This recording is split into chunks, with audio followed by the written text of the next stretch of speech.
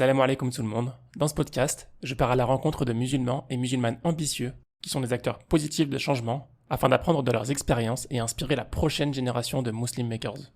Une des choses que nous, on a pour objectif, c'est en effet de diversifier ces acteurs qui luttent contre les discriminations religieuses. Et un exemple, c'est de pourquoi c'est important d'impliquer d'autres personnes. C'est que d'autres personnes peuvent avoir des victoires que nous, on n'arrive pas à avoir, parce qu'ils ont des ressources, parce que ça se pose différemment pour eux, etc. J'ai le plaisir d'accueillir Kaina Rabahi, directrice de l'ENORB.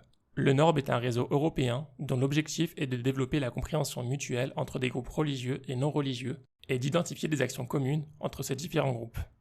Dans cette discussion, Kaina nous décrit son parcours à Sciences Po, son expérience en Palestine, ses passages à l'ENAR et au CCIF, ainsi que son rôle à l'ENORB. Quand tu pouvais t'identifier à quelqu'un que tu connais qui est musulman, tu peux avoir cette même identification à quelqu'un qui n'est pas musulman, mais qui partage quelque chose d'autre avec toi.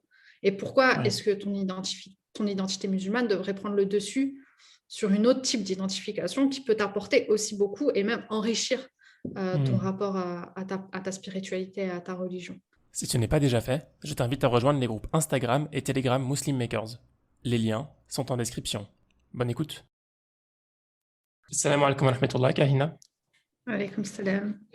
Comment vas-tu? Bien, bien. Merci de m'avoir invitée. C'est un vrai plaisir d'être invitée sur ton podcast. Je t'en prie. Kahina, je te propose, avant qu'on commence déjà, pour te situer un petit peu, tu es en Belgique, à Bruxelles actuellement, c'est ça? Ouais.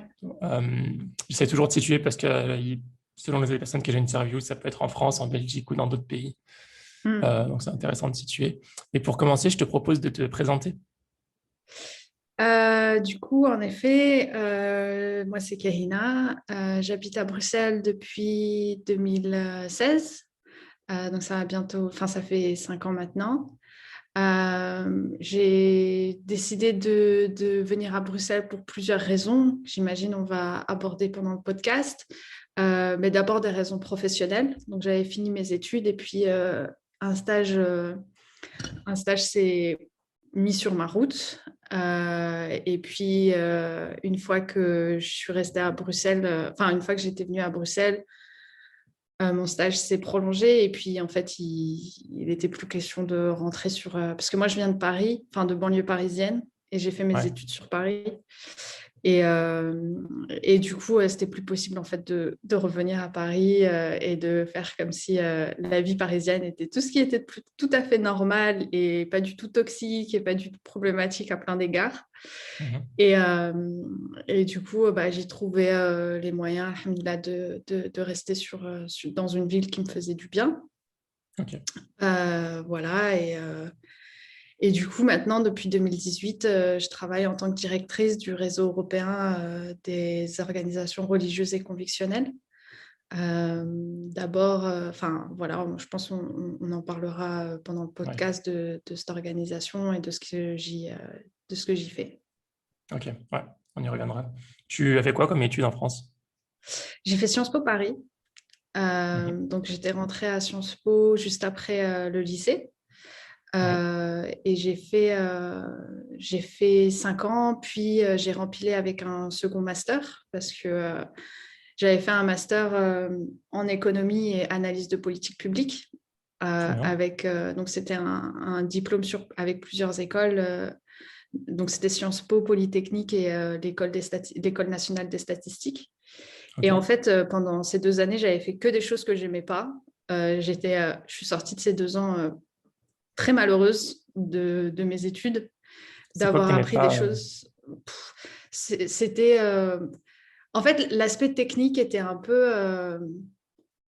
était très présent. Il y avait beaucoup de mathématiques, beaucoup de pirouettes pseudo-scientifiques comme ça. Pour au final parler d'une science qui est rien de plus qu'une science humaine, une science sociale. Et en fait, j'aimais pas ce qu'on nous enseignait, j'aimais pas ce qu'on essayait de faire de nous, c'est-à-dire des bons petits soldats du capitalisme qui à coup d'équations et de modèles bien ficelés, arrivent à décrire un monde qui n'existe pas. Et en fait, la pression était telle, il y avait vraiment un très fort élitisme parce qu'on était dans des grandes écoles On était vraiment avec la crème de la crème des économistes. Et on essayait de faire de nous des espèces de petits de soldats bien formatés qui ont comme pour ambition de uniquement travailler dans... Enfin, il y avait vraiment une notion de réussite scolaire et sociale, tout ce que je n'aime pas et tout ce que j'abhorre, quoi.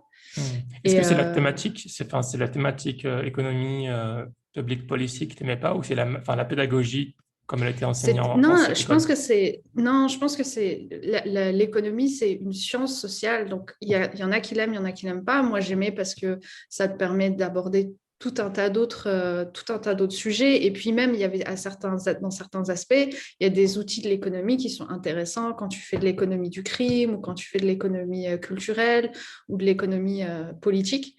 Euh, tu apprends à manipuler des outils ou des manières de réfléchir en économie sur d'autres sujets. Et je trouvais que c'était intéressant et pertinent. Et puis, il y avait parfois certains aussi cours qui allaient au-delà de simplement la pirouette mathématique et essayer un peu de donner du bon sens à tout ça. Mhm. Mais globalement, c'était des miettes enfin, c'était des gouttes d'eau dans l'océan de l'économie bien libérale, orthodoxe, Mhm. et qui vraiment, moi, me décrivait pas le monde dans lequel j'habitais et ne faisait finalement que du bien à ceux qui profitaient déjà assez du système qu'ils étaient en train de décrire avec leurs équations. Donc, moi, enfin, et surtout, j'avais l'impression d'être sortie plus bête que j'étais rentrée parce que je passais mon temps à faire des équations.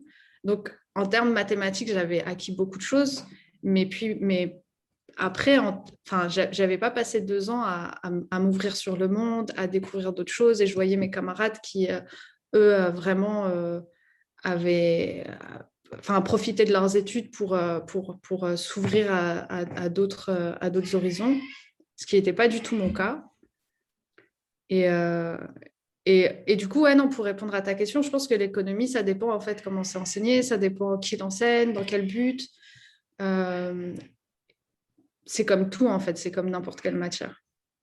Mais Ouais. dans ce cas présent, on est quand même dans des grandes écoles qui forment les fonctionnaires et les décideurs bancaires, financiers, Mhm. économiques. Donc l'idée, c'était pas forcément de nous apprendre à comment Ouais. ce système était pourri. Mhm. Non, c'est marrant parce que j'ai écouté une interview dans The Thinkerview, je sais pas si tu connais. Non. Euh, Thinkerview, un podcast où ils interviewent des personnes, ils parlent d'économie, de politique. Bon, Ok. j'écoute pas tout le temps parce que c'est toujours très très négatif, que critiquer le gouvernement, tout ça. Donc Ouais. quand tu en écoutes plusieurs à la fois, tu fais une dépression. Mais en tout cas, j'ai écouté récemment un épisode et le mec était prof d'économie et il avait enseigné aussi à Harvard avant ça. Et il est Mhm. retourné à Paris et il disait qu'en gros, le système d'enseignement en France, il est terrible, enfin, en économie en tout cas, parce qu'il est beaucoup trop éloigné de la réalité. Et qu'aux États-Unis, par exemple, ils sont beaucoup plus terre à terre quand ils font leurs Mhm. interventions. Donc, ils rapprochent beaucoup plus l'état des choses avec la réalité. Ils vont expliquer ce qui se passe dans le monde à petite échelle ou à grande échelle. Alors que lui, il était obligé de faire des cours où il enseignait des équations à deux inconnus, des choses vraiment, tu vois, Mhm. beaucoup trop théoriques. Et Mhm. que il n'aimait pas du tout cette manière d'enseigner, qu'il essayait de faire vite, vite ça pour pouvoir à la fin du cours donner des anecdotes, expliquer un peu plus Ouais. des choses plus concrètes de l'économie qui soient plus utiles. Donc, je comprends bien. Après avoir écouté son interview, je comprends pourquoi toi, tu n'as pas aimé Ouais. tes cours d'économie. Euh, Même si moi, je suis passionné d'économie, mais je Ça dépend préfère. qui l'enseigne en fait En fait, et j'ai dans jamais quel été cadre. enseigné, on m'a jamais enseigné l'économie, mais je veux dire, j'aime bien lire des économistes, j'aime bien lire des articles Mhm. d'économie, tu vois.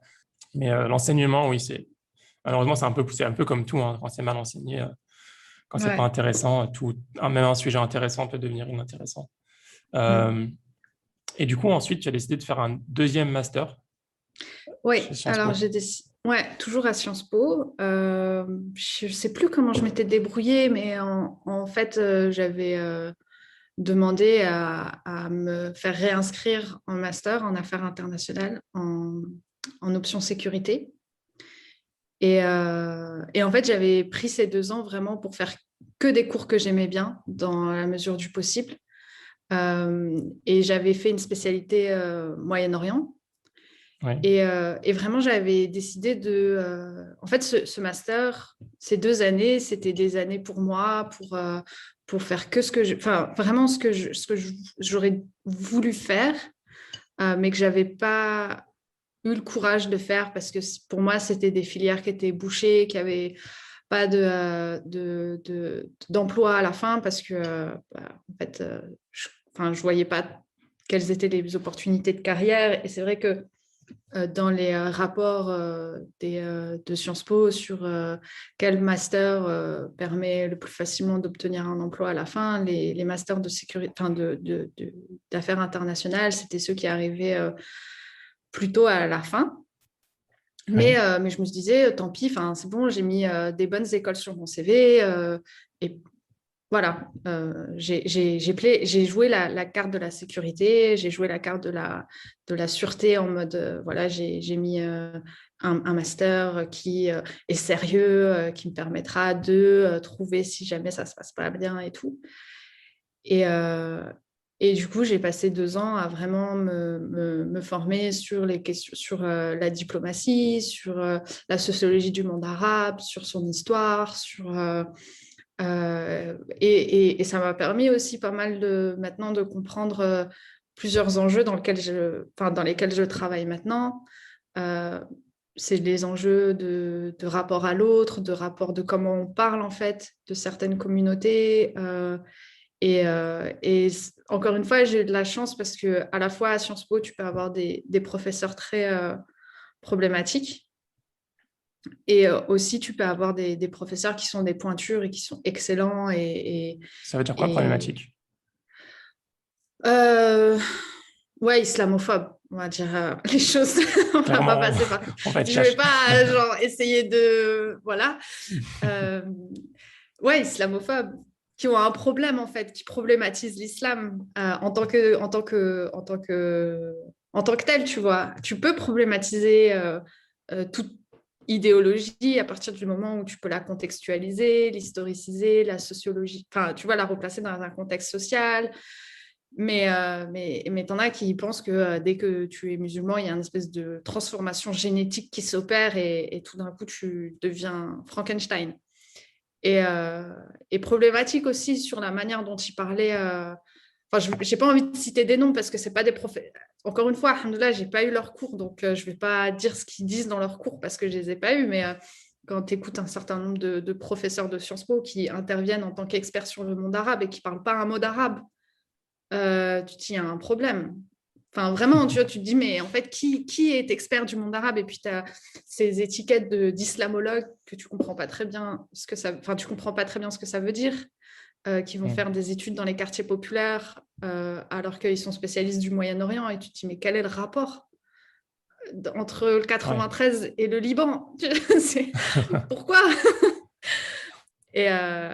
Mais enfin, encore une fois, moi, j'ai évité leurs cours et j'avais fait mes recherches pour vraiment me retrouver dans des salles où c'était assez sérieux. Et finalement, en fait, c'était aussi beaucoup des salles où ce n'étaient pas des professeurs français. Étranger. Et c'était pas... Ouais, plutôt soit des professeurs étrangers, soit des professeurs qui avaient du sérieux derrière. Enfin, tu vois, qui n'étaient pas juste des écrivains en vogue et qui allaient sur BFM. C'était des vrais chercheurs, quoi. Comment tu as su tout ça? Enfin, tu regardais leur nom, tu demandais à tes collègues, à tes camarades. Ouais, je regardais leur nom, je regardais un peu. Et aussi ce qu'ils disent, tu vois, si moi je me fiais aussi à mon intuition et en me disant, mais si je me sens mal à l'aise par rapport à ce qu'ils racontent, même si je suis élève, tu vois, et que c'est censé être le professeur. Moi, j'ai pas un rapport de subordination vis-à-vis des professeurs. J'ai pas un rapport de sachant et de la personne qui, du coup, intègre sans réfléchir. Tu vois, j'essaie de me dire, si je suis mal à l'aise, je suis une adulte et du coup, il y a quelque chose qui cloche. Et, Et du coup, tu fais par exemple, un bon signe, c'est si tu as un spécialiste du Moyen-Orient qui ne parle pas un mot d'arabe, déjà, c'est un red flag. Tu te dis, mais sur quelle base tu peux faire tes recherches? Ouais. C'est comme si on disait Comment tu fais un ton terrain? spécialiste, un mec au Moyen-Orient spécialiste de la France qui ne parle pas français. On se dirait, mais Exactement, c'est pas c'est pensable impossible. dans l'autre sens, tu vois. Non, mais c'est bien que tu le dises comme ça, parce que moi, je l'avais jamais formulé comme ça. Mais tu vois, c'est pas pensable de penser que quelqu'un qui est spécialiste des États-Unis et qui va parler de Trump et parle pas un mot d'anglais. Enfin, tu vois, c'est pas. Alors que sur les questions du Moyen-Orient ou plus généralement le Global South, je sais pas très bien si c'est une bonne appellation, mais c'est possible, tu vois, parce que tu vas te dire, bon, bah, il parle anglais, mais du coup, tu as des langues Tu as dit le propres. Global South, c'est quoi ça? Ouais, les États du Sud, un peu. Enfin, ouais, les États du Sud, quoi. Tout ce qui est le Sud économique et politique. Euh, c'est tout à fait envisageable de se dire, ouais, j'ai un spécialiste du monde arabe qui a jamais enfin, qui ne parle pas l'arabe couramment. Pour moi, c'était le premier red flag et j'ai jamais été déçue par ce red flag. Je me suis jamais dit, ah, il y a un souci. Aussi, quand tu as des universitaires qui se présentent comme islamologues, c'est un deuxième red flag. Ça n'existe pas l'islamologie. En tant que science sociale, soit tu es historien, soit tu es anthropologue, mais il n'y a pas de christianologue ou de judéologue, tu vois. C'est une science qui est, enfin, tu vois, c'est une appellation tellement orientaliste que ça te situe la personne que tu as en face de toi. Si elle accepte cette appellation sans la questionner, sans s'en distancer, c'est qu'elle est dans une approche orientaliste de son sujet d'étude. Qu'est-ce que Et tu pour moi, définis par une approche orientaliste? enfin, tu vois, l'orientalisme, c'est ce que décrivait Edward Said. C'est cet imaginaire construit par l'Occident de l'Orient. Cet imaginaire à la fois, enfin, c'est toutes ces images de l'harem, C'est fantasme. ouais, c'est ça, ces fantasmes à la fois du harem et de la femme soumise, mais à la fois aussi très sexuellement libérée. C'est l'homme arabe à la fois violent, pernicieux, vicieux et pas digne de confiance, mais aussi très bête. Donc à la fois vicieux mais bête, tu vois, bête et méchant, comme ça. Oui. Et d'une civilisation en devenir ou avec un âge d'or passé et qui du coup reste dans le déclin permanent. Enfin, c'est tout ça, c'est tout quand on te dit Moyen-Orient, enfin quand on te dit Orient, à quoi tu penses? À la danseuse du ventre, à toutes ces images-là, ça c'est l'orientalisme. J'ai l'impression d'entendre, tu me décris un autre, Michel Houellebecq, là. Je sais pas pourquoi j'ai le nom qui Bah me vient en voilà. tête. Ouais, et je sais plus où on était, mais si tu te souviens, je veux bien que tu me rappelles. À mes études. Et du coup, bah, j'ai fini mes études en 2015. Donc j'avais fait 2 ans, dont un stage en Palestine. Waouh, Euh, tu es parti en Palestine, du coup. ouais, Mhm. ouais. C'était aussi pour ça que je voulais faire mon second master. C'était pour avoir l'opportunité de partir en stage à l'étranger une Mhm. dernière fois. Enfin, un peu en me disant, voilà, ça va être... parce que j'avais pas pu partir en stage à l'étranger pendant mon premier master. Et j'avais vraiment l'idée, je veux partir en Palestine. Et, Mhm. euh, et du coup, bah, j'ai trouvé un stage à la Commission européenne, à la représentation de la Commission européenne du service extérieur de la Commission à Jérusalem, donc pour la Ok, Palestine. Donc c'est pour Gaza, Jérusalem-Est et la Cisjordanie. ok, Et pour les réfugiés. trop bien. Et du Ouais. coup, j'étais au service coopération Mhm. politique. Et autant Tu parles arabe, le toi? stage, non, je parle pas l'arabe. Ok. Ça a été un vrai... Enfin, je me suis vraiment sentie... mon arabe s'est un peu amélioré, mais vraiment de pas beaucoup. Mhm. Mais ça a été... Tout au long de mon stage, ça a été une barrière, en fait. Pas tant dans mon travail, parce que mon travail se faisait soit en français, soit en anglais. Et les diplomates ne parlent pas l'arabe. Enfin, pardon, pas les diplomates. Les personnes avec qui je travaillais ne parlaient pas nécessairement l'arabe, pas tous en tout Mhm. cas. Et donc, j'étais baignée dans un environnement où la barrière de la langue était tellement présente qu'elle était quasi inexistante. Tu vois, c'est un peu le rapport aux institutions occidentales vis-à-vis du Sud. Tu vois, ce rapport de domination, on n'a même pas besoin d'employer des gens qui parlent votre langue euh, pour pouvoir vous servir. De toute façon, vos appels à projets, vous les écrivez dans nos langues. Vous faites vos rapports dans nos langues, donc il n'y a pas cette barrière de la langue, elle n'existe pas en fait. Mais, mais sinon, après, ouais, de tout l'aspect plus personnel, le rapport à l'autre, le rapport à comment tu rencontres les gens, tout ça. Et j'étais dans une famille donc j'habitais dans une famille. Et cette barrière de la langue, elle était constante en fait. Même si les enfants, ils parlaient très bien anglais, parce qu'ils étaient envoyés à l'école anglaise, enfin en anglais quoi. Donc la barrière de la langue, elle n'existait pas vraiment avec les petits. Mais avec, par exemple, le papa, j'ai jamais pu avoir une conversation avec lui. Et avec la maman, par contre, si j'ai pu parce qu'elle parlait bien anglais, mais il y avait toujours cette distance qui existait continuellement. Mais après, voilà, c'est comme. Enfin, voilà, je parle pas l'arabe, je vais pas m'empêcher d'aller au Moyen-Orient parce que, ou en tout cas d'avoir une expérience surtout en Palestine à cause de ça, surtout que, en fait, là-bas, les gens, ils parlent très bien anglais. Mais c'est vraiment sur des aspects plus de nuances ou quand tu veux avoir des conversations ou quand tu veux parler plus personnellement ou de manière intime, là, la barrière de la langue, elle se fait forcément sentir, mais clair. c'est partout, tu vois. J'imagine que toi, là où tu te trouves, c'est aussi le cas. Ouais, Singapour, ils parlent tous anglais. Il y a une grosse communauté chinoise, indienne et une malaisienne. Et c'est clair que si tu veux vraiment rentrer dans l'intime, si tu connais leur langue, c'est encore mieux. Ouais, et puis tu es toujours l'autre, tu vois. Alors que moi, j'avais des copines qui étaient tunisiennes et qui, du coup, qui étaient tunisiennes et qui parlaient l'arabe. Ouais. Et tu sentais qu'il y avait moins cette altérité avec elles qu'avec moi, tu vois.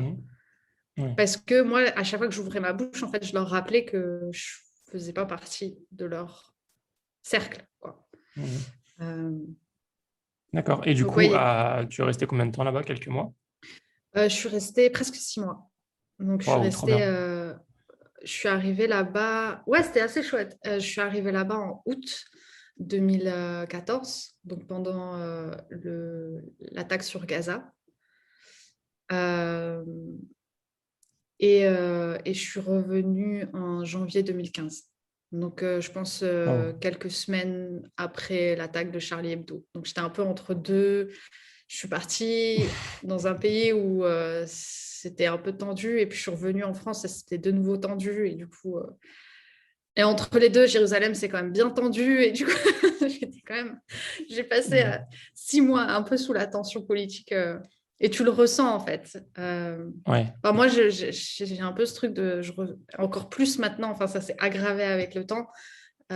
Tu finis par ressentir, en fait. C'est pas distancé, tu vois. Tu peux pas mettre de la distance entre toi et ce qui se passe dans le monde, surtout quand ce qui se passe dans le monde, ça te touche personnellement, tu vois, quand ça vient te concerner dans ce que tu es en tant qu'être humain.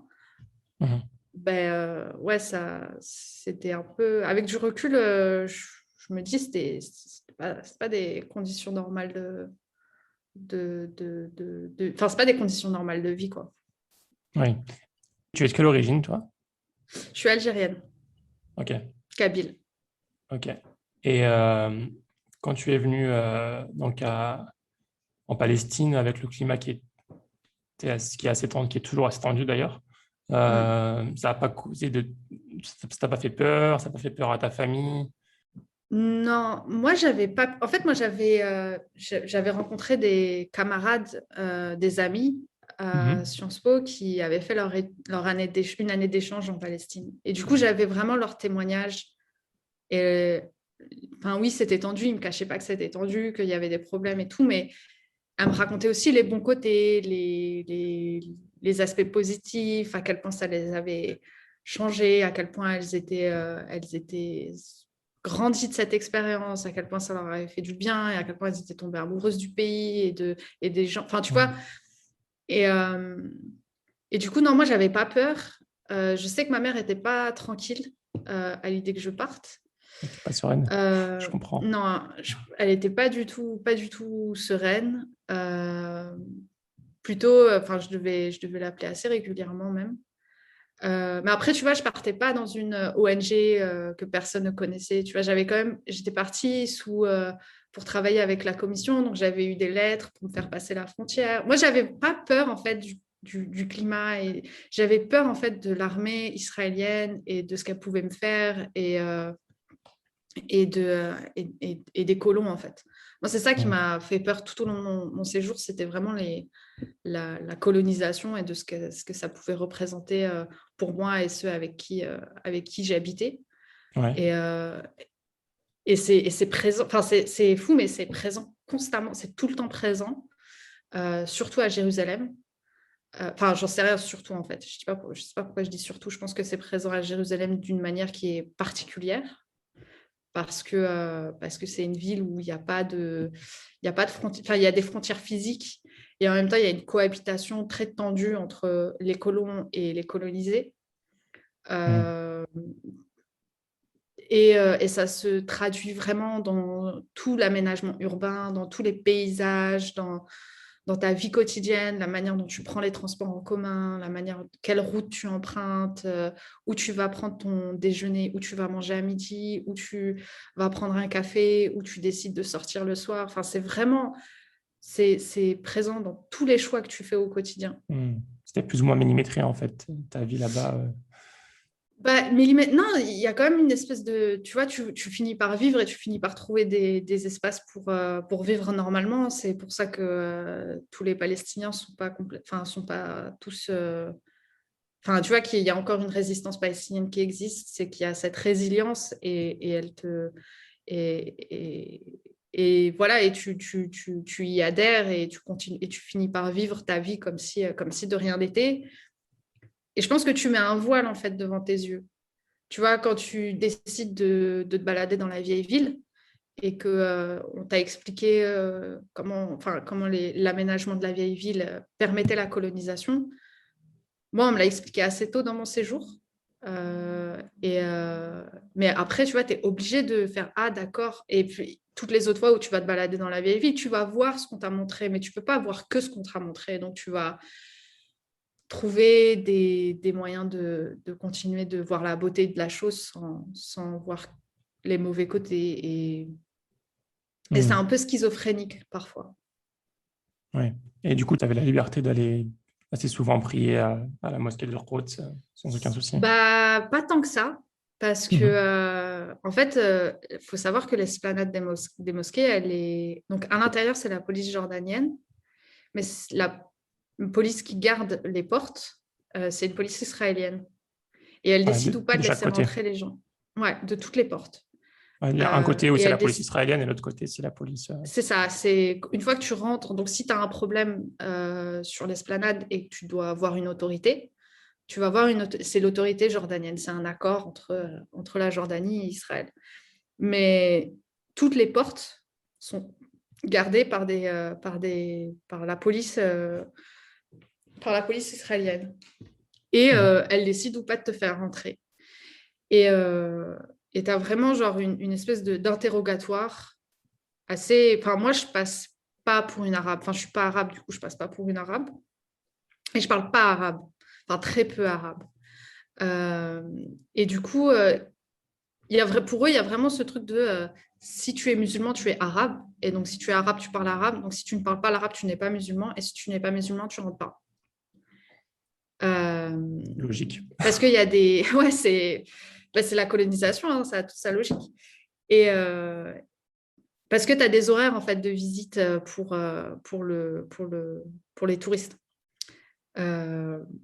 Et c'est une manière aussi de contrôler toujours les flux de qui rentre, qui sort, parce que évidemment, les colons israéliens, ils pénètrent sur l'esplanade et ça peut avoir des conséquences. Et puis même l'armée pénètre sur l'esplanade. Donc, ce n'est pas une histoire de protéger l'esplanade, de faire en sorte que les musulmans puissent avoir accès, enfin, profiter et bénéficier de cet espace pour eux, tu vois. C'est pas une réunion en non-mixité bienveillante. Et du coup, donc, tu avais vraiment ce truc de contrôle permanent et de tension à chaque fois pour rentrer sur l'esplanade. Est-ce qu'ils vont me laisser rentrer? Est-ce que je vais devoir essayer de comprendre? Et du coup, ils te demandent de réciter des sourates. Et là, tu te dis, mais t'es qui, toi, pour que je te récite une sourate? Mais t'es qui? Mais tu t'y plies. Et du coup, l'idée, c'est vraiment de décourager. Enfin, moi, ça a vraiment eu cet effet. Je ne sais pas si c'est ça le but, j'imagine que oui. Mais moi, ça a vraiment eu le but de toujours, dès qu'il s'agissait de rentrer sur l'esplanade, il fallait que j'y réfléchisse de par quelle porte rentrer, parce que certaines portes sont plus faciles d'accès que d'autres. Alors que c'est pas vrai, hein. Ça ne dépend pas de par où tu passes, hein. Et puis aussi pendant toute une période durant mon séjour, il y a eu des confrontations entre la population palestinienne et l'armée israélienne. Donc il y a eu vraiment des fortes tensions, surtout je dirais, il me semble que c'était octobre-novembre, et pendant toute cette période de tension, l'esplanade était fermée. C'était une manière aussi de punir et de dire, voilà, on décide quand on ferme et quand on ouvre vos lieux de culte et votre lieu saint. Et donc, pendant toute une période, c'était pas évident de rentrer ou alors elle était interdite aux hommes dans une certaine tranche d'âge. Donc, je crois que c'était entre une quinzaine d'années et 50 ans, quelque chose comme ça. Ouais. Donc, et du coup, tu te dis, mais alors moi, je vais pas...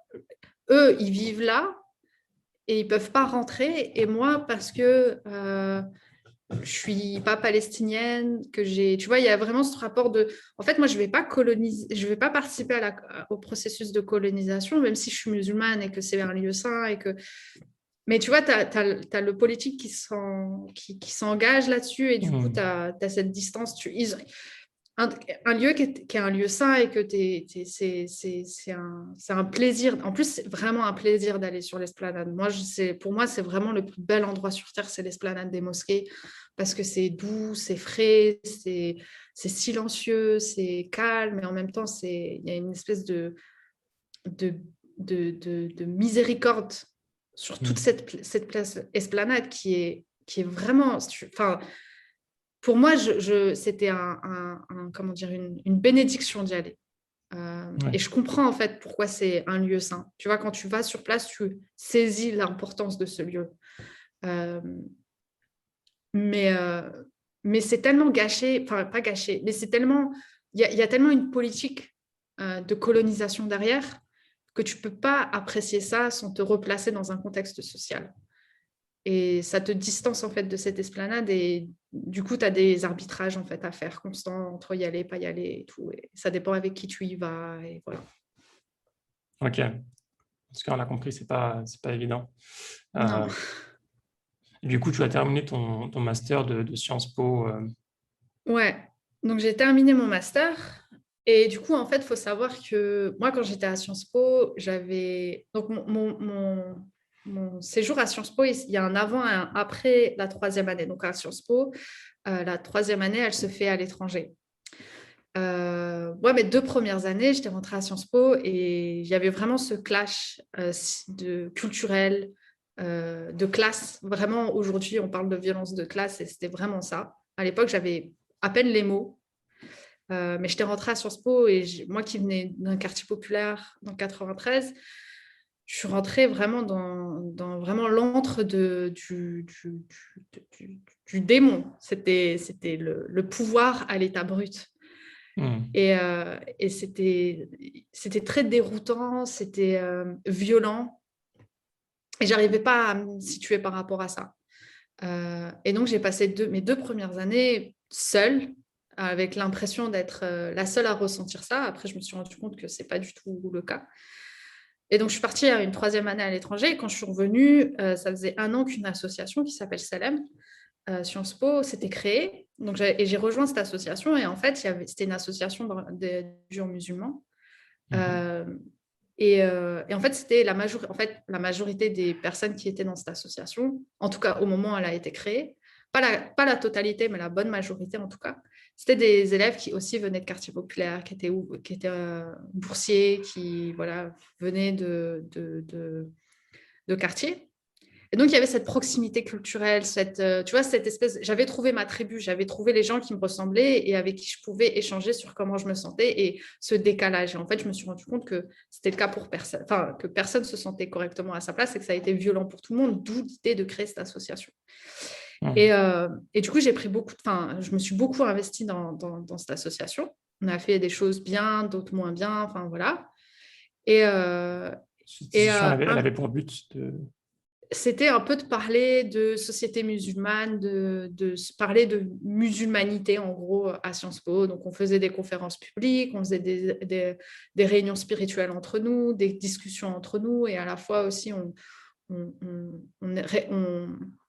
essayait d'accueillir les étudiants étrangers qui venaient et qui étaient musulmans, ou en tout cas parce que je pense dans le monde anglo-saxon, tu as vraiment cette culture de la MSA, de la Muslim Society Association. Ouais. Et du coup, quand les étudiants étrangers venaient, ils nous disaient, est-ce qu'il y a une MSA? Et nous, en fait, en France, il n'y a pas trop cette... Enfin, tu as les étudiants musulmans de France, ouais. Mais ça n'a pas vraiment le même... parce que tu n'as pas de campus en France. Enfin, bref, c'est un peu différent. Et du coup, quand les étudiants venaient en échange à Sciences Po et qu'ils nous demandaient est-ce qu'il y a une MSA avec qui faire la prière, avec qui aller à la mosquée et tout, on leur disait coucou, on est là, on peut être cette pseudo-MSA.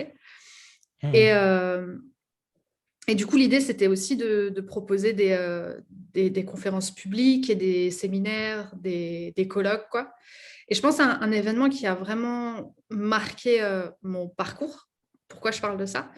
C'est parce que le CCIF, à l'époque, voulait organiser un colloque sur Paris sur l'islamophobie. Il me semble que c'était pour leurs 10 ans.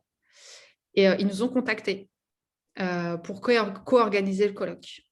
Donc, c'était une journée entière sur l'islamophobie et tout. Et ils avaient un programme assez lourd. C'était vraiment un très, très bon colloque. Nous, ça nous a appris vraiment beaucoup de choses, et même en termes d'organisation d'événements, de gestion, parce qu'il y avait vraiment beaucoup de monde présent. Et puis, ça nous a aussi... On a dû aussi gérer l'administration et comment on parle d'islamophobie à Sciences Po, c'est quelque chose. Et comment on parle d'islam à Sciences Po, c'est aussi je pense, intéressant. Intéressant dans le sens où il y avait vraiment un certain rapport de force qui devait être créé et nous, on devait montrer des garanties qu'on n'allait pas... Enfin, vraiment, on était problématisés dès le départ, quoi. Et bref. Et du coup, donc après, à la fin de ce colloque, moi et d'autres qui avons beaucoup participé à l'organisation de ce colloque avons été contactés par le CCIF. À l'époque, c'était Marwan. Et il nous avait proposé d'être bénévole au CCIF et de réfléchir à comment utiliser les différentes institutions internationales pour ça. Et du coup, moi, j'ai commencé mon bénévolat au CCIF comme ça, à me familiariser un peu avec la diplomatie associative, à me familiariser aussi avec le discours anti-islamophobie. Oui. Et c'est via ça que j'ai appris qu'il y avait un stage à Bruxelles au Réseau européen contre le racisme. Donc vraiment, pour moi, tout est connecté en fait. Allah, il ne met jamais rien sur ta route si ce n'est pas pour ton bien ou pour t'apprendre quelque chose. Et pour moi, tout mon parcours, en fait, si je n'avais pas fait, par exemple, ces 2 années d'études, je n'aurais pas pu participer à l'organisation de ce colloque. Et je ne serais pas au même endroit maintenant. Mais en même temps, si je n'avais pas fait ce master, je n'aurais pas ressenti le besoin de faire ces 2 années supplémentaires. Donc, pour moi, vraiment, je vois ça comme une espèce de cheminement presque logique, en fait. Mais j'imagine que c'est le cas pour tout le monde quand on regarde le passé, on se dit ah bah ouais, mais c'était logique en fait que ça se passe comme ça. Points. Ouais. Ok, bah écoute, très bien. On n'a pas cité, mais tu avais fait aussi un stage, je pense, dans ton premier master en Malaisie. Oui, mais c'était vraiment pas. Oui, c'était l'année à l'étranger en fait. Donc je parlais, il y a une année à l'étranger à Sciences Po et moi j'avais fait la mienne en Malaisie. Donc du coup, juste après ton deuxième master, tu fais un stage pas tout juste après. Ouais. Il s'est passé 6 mois presque 6 mois, on va dire, entre ma graduation et mon stage. J'avais pris 6 mois pour déjà me faire de l'argent et réfléchir à ce que je voulais faire et un peu tu vois, poser les valises et me dire, OK, maintenant j'ai fini mes études, je ne vais pas rentrer immédiatement dans la vie, dans le monde du travail. J'ai besoin de réfléchir à ce que j'ai envie et de prendre du temps pour moi. Ok. Et du coup, je ne savais pas trop. Enfin, j'étais vraiment dans le brouillard. Et après, il y a eu les attentats de novembre 2015 et l'état d'urgence. Et en fait, en France, c'était devenu... Enfin, je sais pas à ce moment-là que c'est devenu invivable. C'était déjà difficile de vivre en France en tant que minorité bien avant. Mais là, je pense qu'il s'est opéré un tournant parce que j'étais plus dans ma bulle de Sciences Po où en fait, j'étais tellement absorbée par mes études que je savais pas ce qui se passait, où j'apprenais 3 semaines plus tard des choses hyper importantes parce que j'étais plongée dans mes bouquins et qu'en fait... par exemple, quand j'étais en master en économie, je savais même pas qu'il y a une fuite d'eau dans ma maison. C'est 3 semaines plus tard que c'est mes sœurs qui m'ont dit, mais en fait, on a réparé une fuite. Et j'étais là, genre, mais quoi, il y avait une fuite?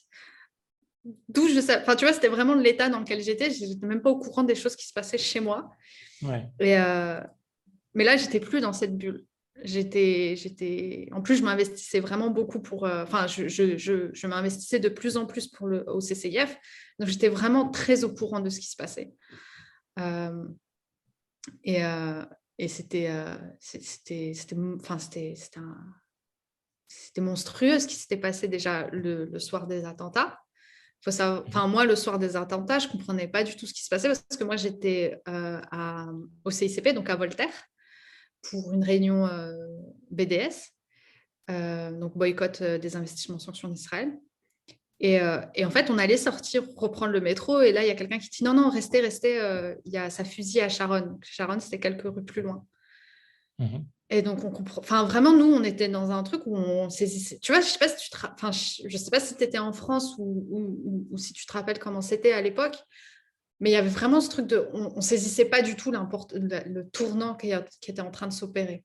Tu vois, on saisissait pas vraiment la portée politique de ces attentats. Tu vois, c'était comme un 11 septembre à l'échelle française. C'était une ambiance très, très bizarre, malaisante. Ouais, exactement. Et toutes les semaines qu'on suivit, nous, on était, au CCIF, le téléphone, il sonnait tout le temps. Ils avaient embauché des juristes pour pouvoir accueillir toutes ces paroles. C'était ouvert même le week-end, le dimanche. Enfin, tu vois, ils avaient dû trouver des ressources supplémentaires pour absorber toute l'islamophobie qui avait suivi. Ce qui n'est pas le rôle d'une association, en fait. Le rôle d'une association, c'est pas de faire du service après-vente des discriminations. Et du coup, c'était devenu invivable même la tension, le silence qu'il y avait dans les rues, le métro qui était vide, tu sentais qu'il y avait... Et en plus, il y avait à la fois ce truc de tout le monde connaît quelqu'un qui connaît quelqu'un qui est mort, tu vois, qui a été victime ou survivant. Et du coup, c'est comme le corona maintenant, tu vois, tu connais forcément quelqu'un qui a été touché par qui a été touché par la perte de quelqu'un lié à la pandémie. Là, c'était la même chose. Et du coup, tu as une espèce de conscience collective autour de... En tout cas, sur Paris, hein, je ne sais pas si c'est pour toute la France la même chose. Je pense que ce n'est pas pareil pour C'était différent. Pour moi, à Lyon, ouais. je l'ai vécu un peu différemment, mais je pourrais commenter après. Ouais. Et parce qu'il y avait... vraiment, c'était... Moi, je connais quelqu'un qui a été touché par la mort d'un ami à lui. Et en même temps, à ça s'ajoute la frénésie politique, l'hystérie politique. Et donc, tu sais vraiment pas par quelle boule prendre, en fait. Et c'était devenu... Et du coup, moi, quand ce stage est apparu, donc c'était mois de novembre que cette offre est venue vers moi, je me suis dit, bah ouais, faut que je parte, quoi. Faut que je m'en aille vivre ailleurs, c'est plus tenable pour moi ici en France.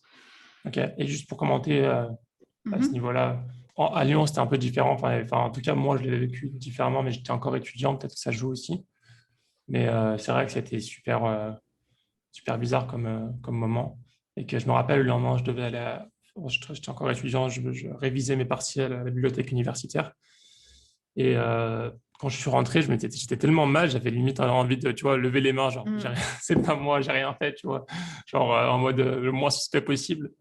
Parce que c'était Ouais. vraiment une ambiance, franchement, et je me disais, mais en fait, t'as rien à voir dedans, tu sais, j'essaie de me convaincre, mais tu sais que, voilà, les gens, je sais pas comment, enfin, ils vont tout, enfin, c'était bizarre, c'était bizarre. Mm, Et mm. je comprends, à Paris, ça doit être encore pire parce que vu que c'était des Parisiens surtout Mm, qui mm. étaient touchés, ça devait, ouais, comme tu dis, tu devais connaître des personnes qui connaissaient des personnes qui connaissaient des victimes, au moins. Mm. Et du coup, cet épisode-là t'a donné envie de partir. Oui, c'était déjà parce que le stage, il parlait d'islamophobie. Donc, je me suis dit, bon, bah, je fais déjà ça bénévolement. Autant le faire ailleurs et autant mettre quelque chose sur mon CV, parce qu'en fait, pendant ce temps, oui, je travaillais en tant qu'hôtesse d'accueil dans une entreprise, mais c'était pas ça que j'avais envie de faire, en fait. Mhm. Et du coup, je me suis dit, bon, bah voilà, au moins, je serais un peu payée pour faire ce que je fais de manière gratuite, de toute façon. Et en fait, j'en avais aussi marre de la réponse de la gauche extra-parlementaire. Enfin, tu vois, le, il y a eu, au moment de l'état d'urgence, il y a eu déjà 3 semaines de... Enfin, tu vois, je ne sais pas si tu te rappelles, mais il y avait eu 3 semaines peut-être un mois où des familles musulmanes avaient été perquisitionnées ou assignées à résidence d'une Mhm. manière tellement violente. Ouais, Et il y avait et vraiment un sans raison silence parfois, des souvent. organisations de gauche. T'as dit quoi? Et sans raison pour la plupart du Ouais, temps. ouais, sans raison. Et là, tu te dis, ah, mais en fait, il y a des listes, enfin, il y a des listes de personnes musulmanes en France. Et du coup, il y avait vraiment une espèce de un silence de toutes les organisations de gauche euh, de l'opposition, que ce soit parlementaire ou extra-parlementaire.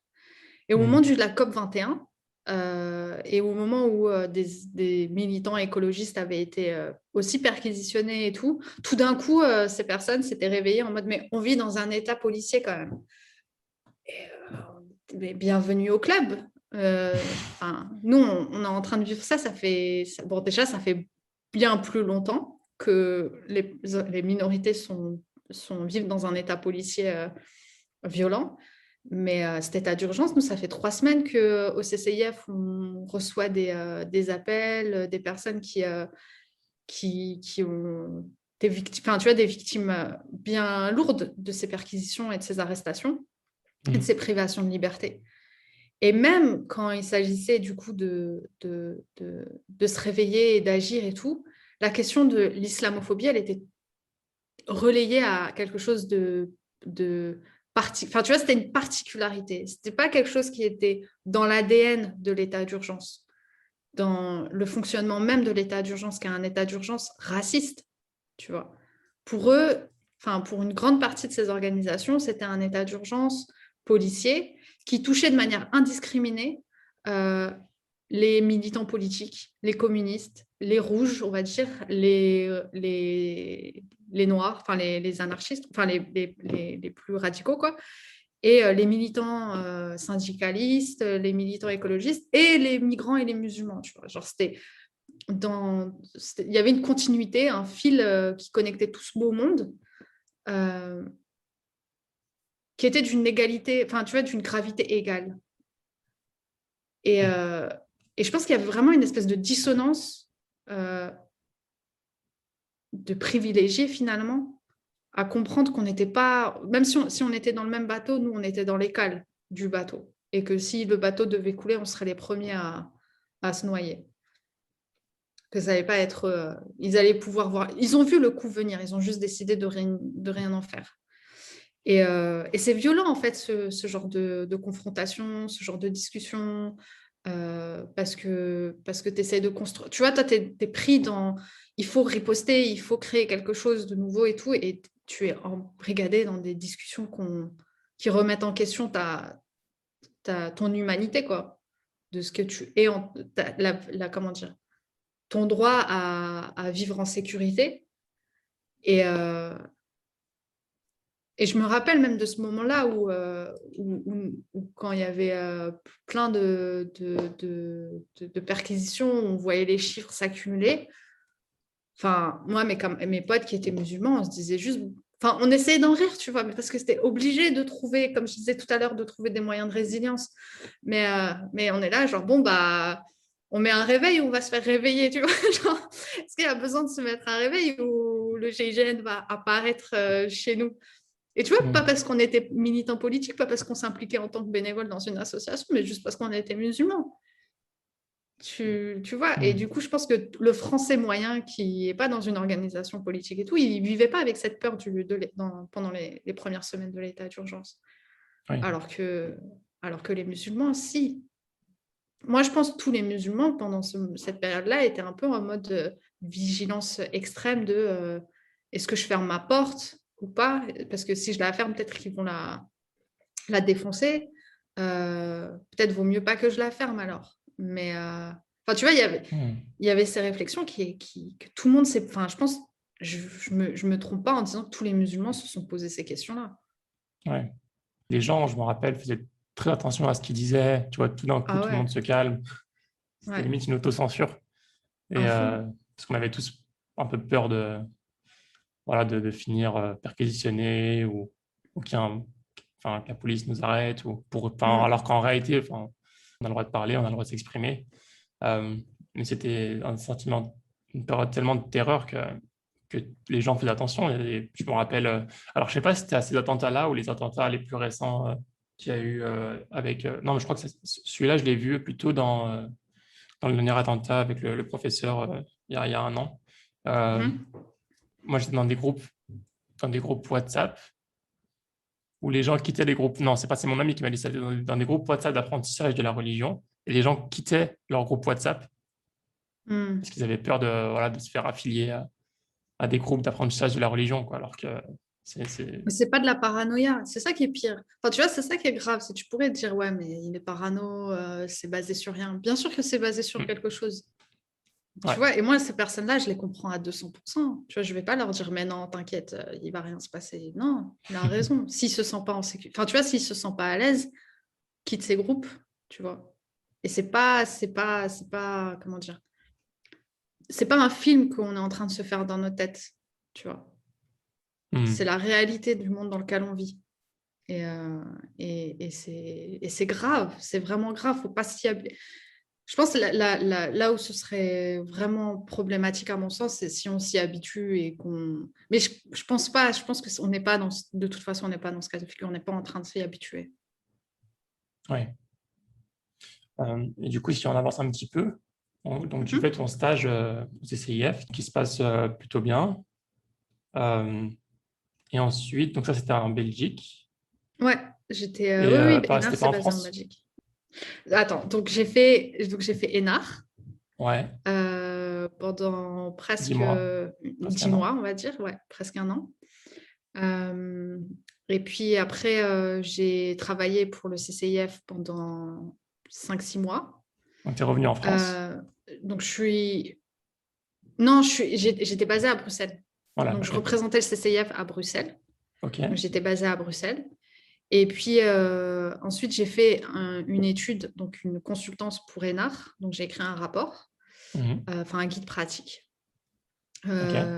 Et puis après, en 2018, je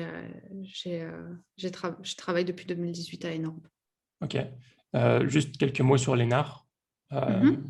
Tu peux nous décrire un peu ce que l'ENAR fait? Oui, alors pour ceux qui ne connaissent pas, l'ENAR, c'est le réseau européen c'est le réseau européen contre le racisme. Donc c'est il y a beaucoup d'associations, je ne saurais pas dire exactement combien, mais je pense qu'il y en a presque une centaine, si je ne dis pas de bêtises, d'associations, même peut-être plus, bref, d'associations qui fait à la fois de la plaidoirie politique au niveau européen et national, qui travaille avec ses membres pour faire ce travail-là. C'est aussi un réseau qui essaye de renforcer la capacité de leurs membres à faire des activités, à faire de la plaidoirie, à faire de la communication, etc. etc. Donc, eux, ils travaillent sur un certain nombre de sujets, même si en ce moment, ils sont un peu dans une restructuration de la manière dont ils travaillaient. Mais moi, à l'époque, on travaillait beaucoup sur la base de différentes formes de racisme. Ça s'explique parce que les institutions, elles travaillent comme ça, malheureusement. Enfin, heureusement pour elles, parce que c'est à leur avantage. Mais par exemple, il y avait les personnes qui étaient chargées de travailler sur l'islamophobie, l'anti-gypsism, donc la romophobie, il y avait l'afrophobie et les migrations. Ils font de la recherche aussi, donc ils publient chaque année, ils publient ce qu'ils appellent le Shadow Report. Donc c'est un rapport pan-européen sur un sujet précis. Là, cette année, c'est sur le racisme institutionnel. Et ils font aussi un travail avec différents types d'acteurs, donc des entreprises. Enfin voilà, c'est une organisation qui fait tout un tas de choses sur tout un tas de sujets liés au racisme. Et moi, je travaillais, donc quand j'étais stagiaire là-bas, je travaillais plus particulièrement sur un projet qui s'appelle Forgotten Women, donc qui était un projet sur 5 ou 6 pays européens. Et l'idée, c'était de montrer la particularité de genre de l'islamophobie. Ok. Donc, c'était se focaliser sur l'islamophobie comme un racisme genré et de se focaliser sur le domaine de l'emploi et des crimes de haine, parce que ce sont 2 compétences européennes. Et ça sur plusieurs pays. Donc, il y avait des rapports nationaux et puis un rapport européen. On a organisé un événement de lancement de ces rapports. Il y a eu un appel à projet. Il y a eu tout un tas d'activités autour de ce projet-là. Mhm. Et moi, je travaillais principalement là-dessus. Et j'ai aussi participé à des travaux sur le contre-terrorisme à l'époque, parce que la Commission européenne était en train d'adopter la directive contre-terrorisme. Ok. Et voilà, donc ça, c'était ce que je fabriquais à Enar. Est-ce que ça fonctionne un peu comme un think tank? Je ne sais pas comment fonctionne un think tank, je ne saurais pas, Ouais. mais je pense pas, non. Ce n'est pas juste une production de contenu et de savoir, c'est vraiment un travail de lobbying et un travail de renforcement de la société civile. Ok. C'est efficace à quel point ce genre d'organisation? Euh, Je pense que leur travail, il est efficace. Enfin, à l'époque, on était beaucoup. Enfin, moi, je sais qu'à l'époque, quand je travaillais, j'étais principalement sur à la fois la production de contenu, donc par rapport aux rapports. Pas que j'ai écrit les rapports moi-même, mais il fallait les éditer enfin, voilà, les rendre plus accessibles. Et aussi de lobbying avec les institutions. Donc, j'étais pas. Et plus tard, ils ont aussi agrandi leur équipe pour embaucher quelqu'un qui fait du développement de réseau et donc de relations avec les membres du réseau. Ils ont aussi trouvé quelqu'un qui fait davantage de communication, etc. etc. Et donc, leur stratégie a beaucoup évolué, mais je pense que la problématique qui peut se poser à Enar, c'est une problématique qui se pose pour tout un tas d'organisations qui travaillent avec les institutions. C'est en effet à quel point à quel point on a de l'impact positif. Et je pense que on est dans une période institutionnelle qui n'est pas dans un dialogue serein avec avec la société civile. Et que moi, dès le départ, je me demandais à quel point est-ce qu'on n'est pas en train de légitimer des institutions problématiques à venir s'asseoir à la table avec eux pour qu'eux puissent cocher la cage. Ah, on a discuté avec la société civile. Parce que nous, on n'est pas en train de les légitimer dans leur oppression. Et il y a vraiment cet arbitrage constant qui est fait, à quel point on gagne à être en dialogue avec ces institutions ou pas. Et en même temps, si on n'est pas là, peut-être que ce sera pire. Enfin, il y a vraiment tout le temps aussi ce chantage à nous donner des miettes Et ces miettes, pour Ouais. nous, elles semblent des accomplissements extraordinaires parce qu'on a bataillé pour avoir... Vraiment, c'est une bataille pour avoir des miettes. Ça reste des miettes. Et, mais comme il y a cette idée aussi que la plaidoirie, c'est quelque chose qui prend du temps, qui est laborieux, qui demande beaucoup de ressources avec des impacts qui s'étendent dans le temps. Alors du coup, je pense qu'on n'est pas capable de faire un arbitrage tout à fait rationnel avec autant de paramètres en jeu. Et du coup, bah, et aussi, c'est triste à dire, mais ces associations, j'ai pas envie de viser Énard parce que c'est pas le problème. Le problème d'Énard, s'il doit y en avoir un, c'est pas son problème à cette organisation en tant que telle. C'est comme ça que la société civile fonctionne. C'est quand tu n'as pas de ressources, c'est parce que tu décides d'être indépendant vis-à-vis des institutions. Mais du coup, ton impact, il est très faible puisque tu n'as pas de staff, parce que par exemple, ton travail de plaidoirie nécessite beaucoup d'efforts et peu de résultats. Et du coup, c'est difficile de lever des fonds dans ces conditions. Et en même temps, si tu as beaucoup d'argent, c'est que tu es financé par ces institutions et donc elles te tiennent quelque part dans le discours, dans le rapport de force que tu es capable de fonder contre ces institutions et contre leur racisme, leur oppression.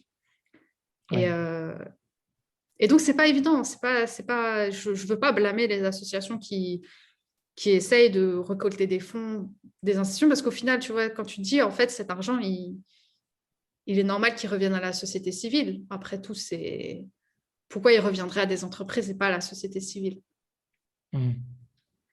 Mais en fait, dans l'accès à ces ressources-là, ceux qui en bénéficient sont tellement loin par rapport aux décideurs.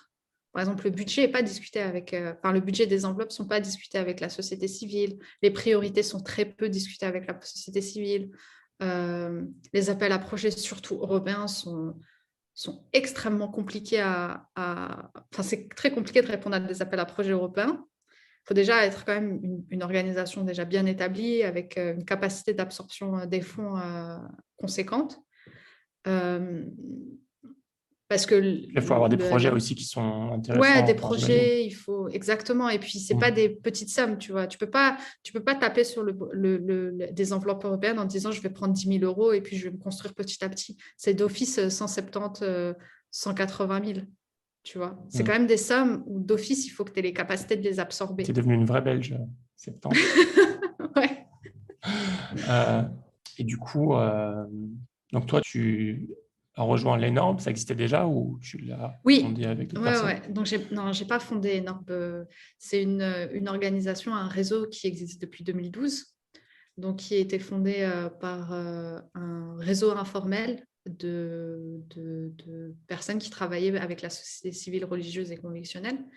Et ils se sont rendus compte que, en fait, ce serait autant... dans le droit européen, tu as un certain nombre de caractéristiques qui sont protégées contre les discriminations, dont la religion.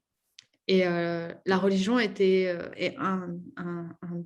toutes les autres caractéristiques ont leur réseau. Donc, tu as le réseau des femmes, le lobby des femmes, tu as le réseau, le réseau des organisations disability, des personnes qui présentent une validité différente.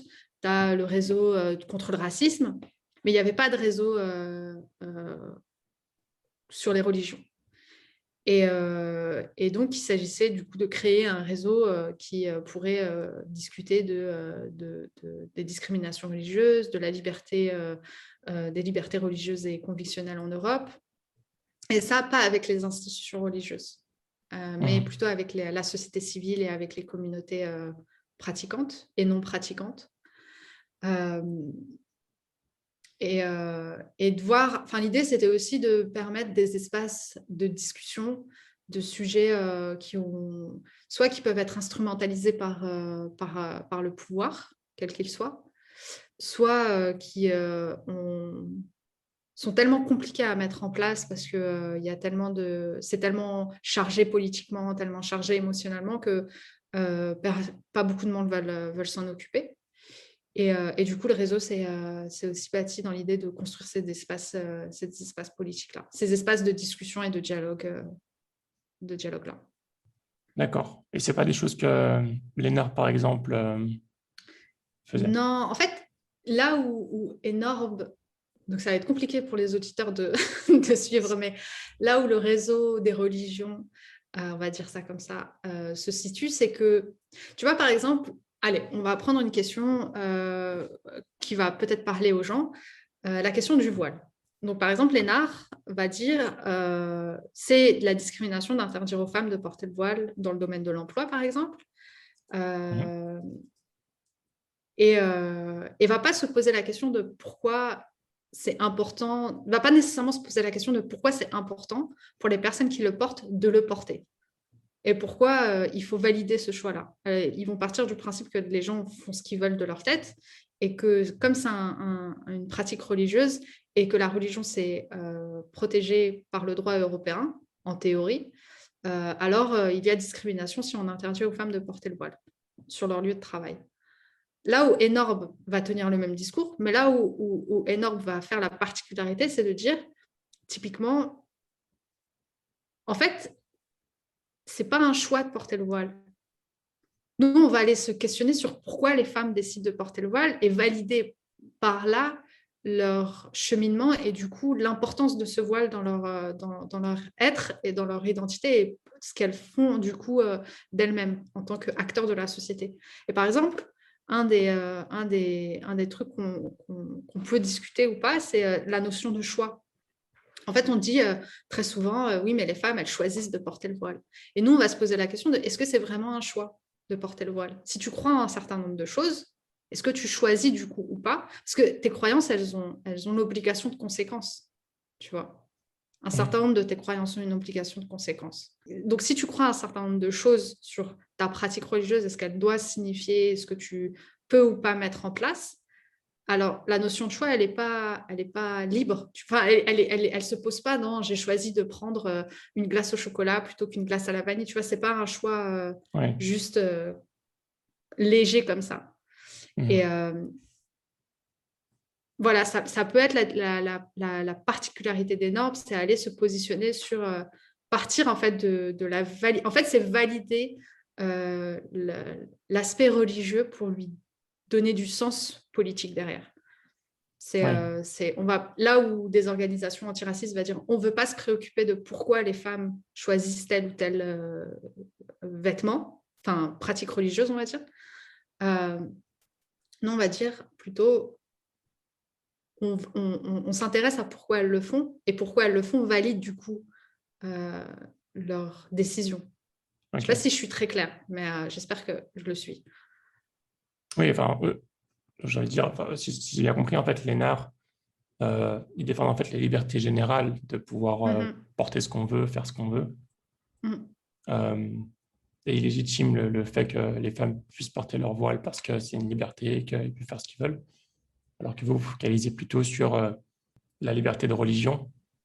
Oui, et aussi, on est capable de tenir, on est capable d'inviter des personnes qui vont tenir des discours théologiques et du coup valider un certain nombre de nos positions par des discours théologiques. Donc, il y a une approche qui est un peu différente, quoi. Par exemple, ils vont dire que les gens qui refusent ça ne respectent pas que les femmes puissent porter le voile, alors que vous dites plutôt, enfin, vous ne respectez pas le fait que ces femmes croient en leur religion et que du coup, ils le font au nom de leur religion. Ouais. Ok, et au final, ça reste de la plaidoirie. Ouais, ça reste de la plaidoirie, mais là, comme beaucoup d'associations, on est aussi dans une période on repense en fait notre stratégie et comment, et surtout dans un contexte où en fait la sécurité des communautés religieuses n'est pas garantie et de moins en moins garantie. Donc vraiment repartir de ce dont les communautés ont besoin et bâtir là-dessus. Et finalement, peut-être que la plaidoirie, ce sera une activité très marginale dans notre travail. Donc, vraiment, là où je te parle, on est en train vraiment de repenser aux objectifs, à ce qu'on aimerait mettre en place pour les communautés et pas simplement ce qu'on pense, ce qu'on pense que devrait être une organisation de réseau européen. Ouais. Vous défendez les droits de plusieurs religions, plusieurs groupes de personnes. Est-ce que le fait de défendre plusieurs groupes de personnes a un intérêt supérieur? Par exemple, le CCIF se focalise que sur les musulmans. Vous aidez, vous voulez défendre les droits de plusieurs groupes de personnes. Donc, est-ce qu'il y a, c'est quoi les différences? Je pense que c'est complémentaire. C'est aussi, nous, en fait, comme je te dis, enfin, je ne sais pas si je l'ai dit là, mais je suis la seule à travailler à temps plein et de manière bien rémunérée. Enfin, on a un stagiaire, mais voilà, c'est un stagiaire, quoi, dans l'organisation. Donc, je suis obligée de travailler avec d'autres associations. Et du coup, c'est très complémentaire. Donc, on a besoin d'organisations comme le CCIF, des organisations qui sont très focalisées sur un public particulier parce que du coup, ça leur permet d'être en relation directe avec le terrain. Là où ça peut être intéressant, c'est de voir qu'en fait, je pense aussi beaucoup dans un contexte où des organisations typiquement comme le CCIF ont été criminalisées, voire du coup dissoutes aussi. Il y a vraiment cette nécessité de voir large pour de créer des coalitions les plus diverses pour ne pas focaliser le radar sur un type et pas concentrer la criminalisation sur des minorités déjà bien isolées.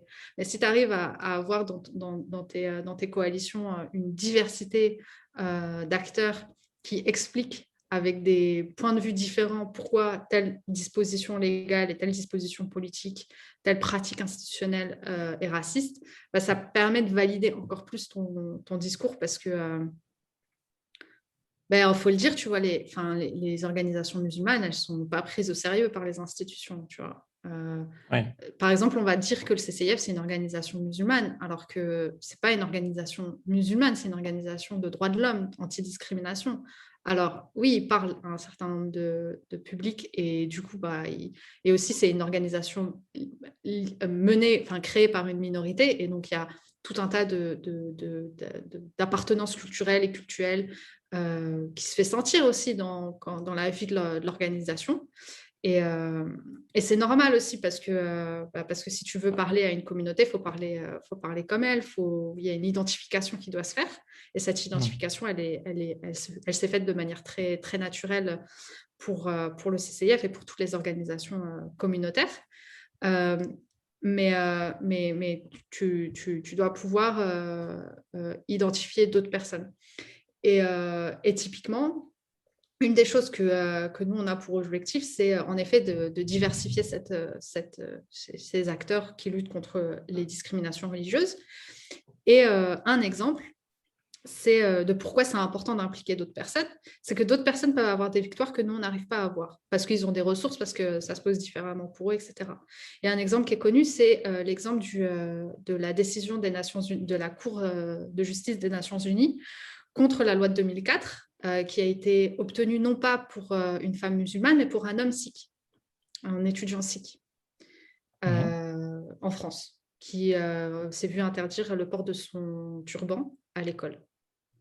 Tu vois. Okay. Donc, une loi qui était censée cibler des femmes musulmanes a été défiée par un homme sikh. Après, il y a plein de choses qui peuvent rentrer en compte. Tu vois, je ne dis pas qu'ils ont échoué là où nous, on a été... qu'ils ont réussi là où d'autres ont échoué et tout. Il y a plein de choses qui peuvent expliquer une réussite, mais la contextualiser.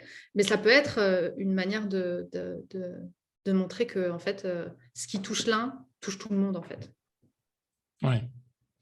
C'est pour ça que j'ai trouvé ça intéressant aussi de t'interviewer, parce que c'est quelque chose c'est une approche que je pense qui est super intéressante et qui est peut-être, en tout cas, je pense qu'elle est meilleure que de vouloir se battre, en tout cas quand on est dans une position de minorité religieuse ou de minorité de groupe. C'est clair que c'est beaucoup plus intéressant d'agir en groupe, de s'aider entre différentes minorités. Ouais. Et je pense que dans la communauté musulmane, il y a beaucoup de voix qui s'élèvent un peu contre, qui ne sont pas forcément d'accord de pouvoir Tu vois, par exemple, je prends l'exemple du halal, Mhm. les conflits qu'il y a par rapport à l'abattage, qui permet de rendre la viande halal ou pas. On sait très bien que voilà, ça touche aussi d'autres communautés, la communauté juive notamment, et que, et que c'est clair que si on s'associe à des groupes qui défendent les mêmes intérêts sur des points précis, si on regarde la finalité, ce qu'on cherche vraiment, euh, Mhm. on aura beaucoup plus de chances de défendre nos droits qu'en agissant tout seul, surtout Mhm. quand on est la cible d'autant de racisme, Ouais, d'islamophobie. ouais. Ouais, et puis je pense aussi d'un point de vue intellectuel ou spirituel, ça peut être aussi intéressant d'écouter ce que d'autres groupes ont à dire. Par Mhm. exemple, enfin, je reprends ton exemple sur l'abattage rituel. Il y a, enfin, tu vois, tu peux te dire, on doit pouvoir, et c'est normal, on doit pouvoir avoir droit à un abattage rituel selon nos rites, etc. Et cette liberté religieuse, elle doit nous être garantie. Mais tu as des religions qui, par exemple, ne mangent pas de viande. Tu vois, donc tu as des restrictions et ce rapport aussi à la création, à pourquoi elles ne mangent pas de viande, pourquoi il y a autant de restrictions sur leur régime alimentaire, te permet aussi de peut-être prendre pas de la distance, pas du recul, mais tu vois, de mettre en perspective de c'est quoi en fait un abattage rituel, pourquoi est-ce qu'on a autant besoin de manger de viande dans une société où on est dans une société d'élevage intensif. Est-ce que ça a du sens de demander un abattage rituel de manière industrielle, tu vois, alors qu'il y a un rapport peut-être autre à avoir avec la création et plus... Enfin, tu vois, ça te permet un peu de t'apporter d'autres clés de compréhension du problème que toi, tu t'es posé. Et par exemple, nous, on avait organisé en 2018 un séminaire, une journée de colloque sur le genre et la religion. Et, euh, et en fait, on avait posé la question de l'intersectionnalité. Et, euh, et du coup, on avait comme panélistes que des femmes. Et, euh, et en fait, donc, j'avais posé la question de c'est quoi l'intersectionnalité et comment ça s'exprimait en fait dans leur relation avec leur communauté, avec leurs croyances, etc. Et de fil en aiguille, la discussion avait vrillé, enfin, était partie sur, enfin, oui, avait décalé sur la question de la binarité. Et c'est quoi la binarité de genre en religion? Et pourquoi on vit dans des sociétés qui sont si binaires alors que, en fait, il n'y a rien de binaire en fait, dans les écritures de certaines religions. Ce qui te Mhm. permet aussi de comprendre de c'est quoi en fait les oppressions que tu vis finalement. Euh, et de donner d'autres clés de compréhension dans en fait la binarité, c'est un outil d'oppression coloniale, tu vois. Donc, Oui. nous, on parle d'intersectionnalité de manière très binaire. Et du coup, pourquoi c'est important dans ta compréhension de l'intersectionnalité, dans ton travail intersectionnel, de sortir de cette binarité? C'est une manière de sortir de la colonialité aussi. Et tu vois, et de fil en aiguille, tu t'ouvres tout un monde énorme de possibilités, de champs de possibles et de libération que si tu étais resté dans ta bulle, en fait, avec que des gens Et aussi, enfin, faut voir, ça veut dire quoi, une communauté musulmane, tu vois, personne ne... Enfin, tu vois, c'est une communauté qui est aussi enfin, qui embrasse la diversité de classes, d'opinions politiques, de pratiques, de langues, de culture, de genre aussi, de sexualité. Et du coup, ce que ça signifie, enfin, ce que tu pouvais avoir comme relation, quand tu pouvais t'identifier à quelqu'un que tu connais qui est musulman, bah, tu peux avoir cette même identification à quelqu'un qui n'est pas musulman, mais qui partage quelque chose d'autre avec toi. Et pourquoi Oui. est-ce que ton identité musulmane devrait prendre le dessus sur une autre type d'identification qui peut t'apporter aussi beaucoup et même enrichir ton Mhm. rapport à ta spiritualité, à ta religion. Donc, c'est Mhm. l'idée aussi de ne pas penser que les gens sont uniquement musulmans ou uniquement juifs ou uniquement chrétiens ou uniquement bouddhistes, c'est de les voir comme des entités multiples, complexes. Et du coup, cette diversité, elle permet de taper dans plusieurs identités à la fois, quoi. Oui. Est-ce que c'est facile de rassembler ces différentes Minaroti. Franchement, moi, j'ai jamais eu de problème, j'ai jamais eu de problème jusqu'à présent dans l'organisation des événements qu'on faisait. Je pense que le seul vrai problème, c'est dans les restrictions alimentaires. Moi, j'ai dû me, me former sur les différents régimes parce que du coup, on propose un déjeuner. Et très souvent, le déjeuner, du coup, pour être le plus simple, il est vegan. Et parce qu'on n'a pas les ressources d'avoir plusieurs.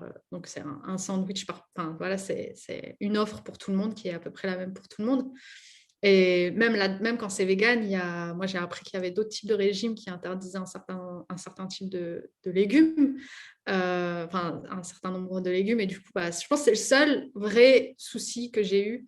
C'était à la dernière minute, quelqu'un qui nous envoie un mail et qui nous dit « Ah, mais moi, je ne peux pas manger ça, ça, ça, ça, ça. » Et du coup, comment on fait? Mais c'est tout. Ouais. Mais sinon, les gens, en fait, il n'y a pas de... Enfin, moi j'étais jamais vraiment dans ce discours de toute façon dès que c'est différent, c'est problématique.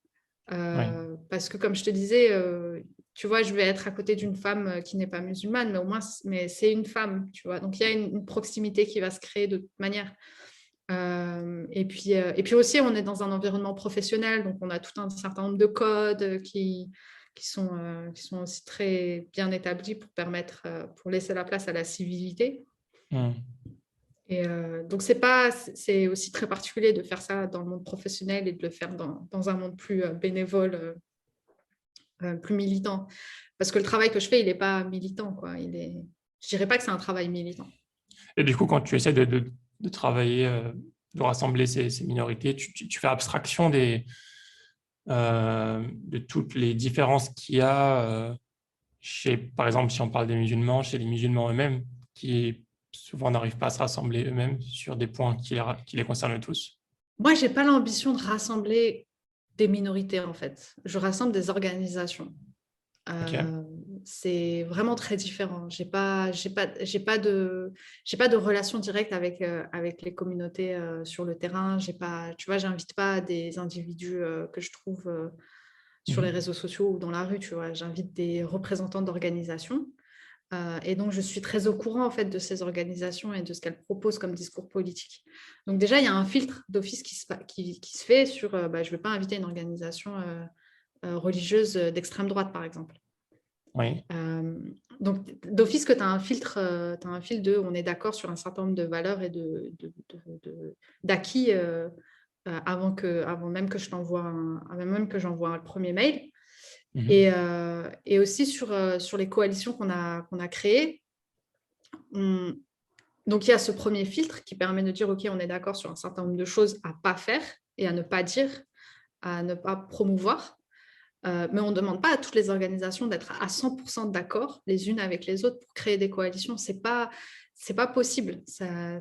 Dans ce cas, tu as une association qui intègre tout le monde. Et même les associations, en leur sein même, elles sont traversées par des conflits, par des oppositions, par des dialogues, des conversations, des débats. Et du coup, d'exiger que juste parce qu'on est musulman, on doit être d'accord sur tout avant de commencer à travailler ensemble, c'est une distraction, c'est une manière de ne pas travailler ensemble. Et donc, sur les coalitions qu'on a créées, voilà, on se disait, on est d'accord sur ça, c'est ça qu'on va promouvoir ensemble. Et après, le reste, si vous voulez promouvoir autre chose, faites-le. On n'est pas censé... les coalitions qu'on a créées, qui ont été créées, ce n'est pas des coalitions où tout ce que les organisations font engage l'ensemble de la coalition. Donc, tu vois, il y a vraiment ce truc de... Quand on travaille avec la coalition... Voilà, c'est ça, faire la part des choses. Mais ça, c'est le cas enfin, c'est le principe de base de la création du travail d'équipe, tu vois. Et du coup, tu rassembles aussi les organisations de toute façon avec qui tu as une proximité politique et pas simplement communautaire, tu vois.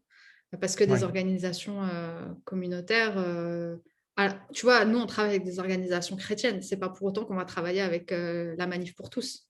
Tu vois ce que je veux dire? On ne va pas travailler avec n'importe quelle organisation chrétienne. Et de toute façon, toutes les organisations chrétiennes n'ont pas forcément envie de travailler avec nous, avec le travail qu'on fait. Donc, et je dis Ouais. chrétienne parce que ça parle plus facilement. Mais de toute façon, toutes les organisations n'ont pas envie de travailler avec nous parce que le discours qu'on tient, il ne leur parle pas et même ils sont opposés. Donc, nous-mêmes, on est des répulsifs à des organisations qui peuvent devenir des ennemis politiques. Ouais. On a fait un peu le tour des questions que je voulais te poser. Je vais finir par quelques petites... À moins que tu aies quelque chose à rajouter. Ouais, je sais pas dans quelles circonstances ça va s'insérer dans le podcast. Mais je pense un message vraiment fort, enfin un message qui, moi, me traverse de plus en plus, c'est quand on parle de communauté musulmane, il y a vraiment ce truc de communauté très homogène qui partagent les mêmes idées ou même la même langue. Et moi, j'invite vraiment les personnes qui écoutent le podcast à se re-questionner sur c'est quoi une communauté homogène, ce que ça veut dire et à qui ça sert en fait. Ça sert vraiment au discours très oppressif et du coup de sortir de sa zone de confort pour aller découvrir d'autres marges de la même communauté dont ils ont l'impression de faire partie. Et du coup, d'aller découvrir d'autres problématiques. Et c'est la base de l'empathie et c'est la base du sentiment d'appartenance à une communauté, c'est d'aller voir pas simplement ceux qui nous ressemblent, mais vraiment ceux qui sont très différents de nous. Et sans jugement, sans volonté d'excommunier, sans volonté de dire ça c'est un vrai, ça c'est un faux, une vraie et une bonne pratique, ou ça c'est une vraie et une mauvaise appartenance à une religion. Et parce que on est vraiment dans un moment où les plus fragilisés sont déjà ceux qui étaient fragilisés. Tu vois, on n'est pas dans un changement du statu quo où tout d'un coup, les gens qui s'en sortaient pas très bien avant s'en sortent un peu mieux maintenant et ceux qui s'en sortaient mieux maintenant s'en sortent plus du tout. On est vraiment dans une aggravation des inégalités, dans une aggravation des violences et des oppressions. Et si vraiment on a le sentiment d'appartenance, alors on appartient avec tout le monde et pas simplement avec ceux qui nous ressemblent. Et du coup, cette solidarité qu'on a envie de créer avec ceux qui nous appartiennent, elle doit d'abord aller vers les plus marginaux.